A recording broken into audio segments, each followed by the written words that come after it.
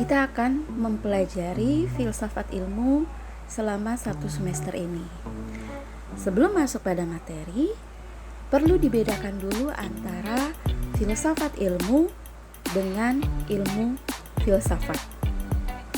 Ilmu filsafat itu adalah ilmu yang mempelajari tentang filsafat atau segala sesuatu terkait filsafat. Nah, bukan itu yang akan kita pelajari. Yang akan kita pelajari yaitu adalah filsafat ilmu. Artinya, selama 1 semester ini kita akan berfilsafat tentang ilmu. Atau secara sederhana, kita akan berpikir kritis tentang apa itu ilmu, bagaimana itu ilmu, dan selanjutnya untuk apa itu ilmu. Apa pentingnya kalian mahasiswa DKV untuk mempelajari filsafat ilmu? Yaitu adalah supaya sebelum kalian benar-benar menjadi seorang desainer, kalian bisa dengan sungguh-sungguh memahami apa itu ilmu-ilmu desain.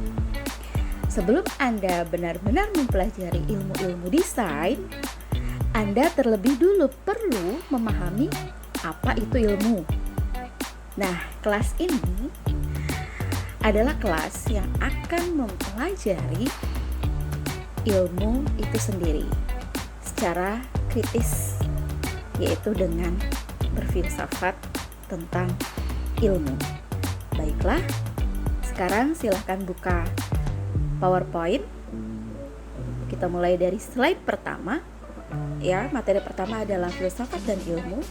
Kita akan membahas mengenai pengertian filsafat, pengertian ilmu, karakteristik filsafat, dan juga karakteristik ilmu.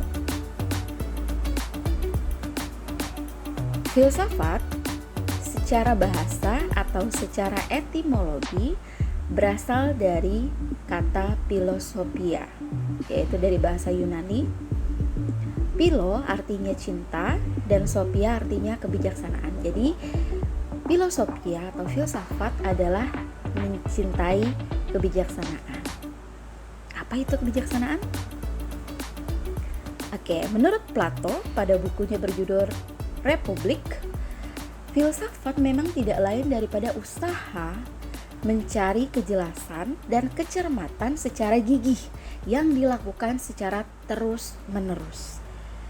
Sementara menurut Yuyun S. Surya Sumantri dalam buku Filsafat Ilmu, filsafat adalah ilmu yang membahas segala masalah yang mungkin dapat dipikirkan oleh manusia. Karakteristik berpikir filsafat ada 3. Pertama, menyeluruh. Menyeluruh artinya adalah memandang sesuatu objek dari banyak sudut pandang, atau istilahnya adalah komprehensif. Kedua, filsafat itu sangat mendasar. Artinya, kita tidak bisa percaya begitu saja akan suatu hal. Kita harus benar-benar cari tahu sampai akar-akarnya. Dalam bahasa Yunani, istilahnya disebut dengan radix, atau belakangan kita bisa menyebutnya dengan istilah radikal. Jadi belajar filsafat, kita harus belajar radikal juga. Dan yang ketiga, spekulatif.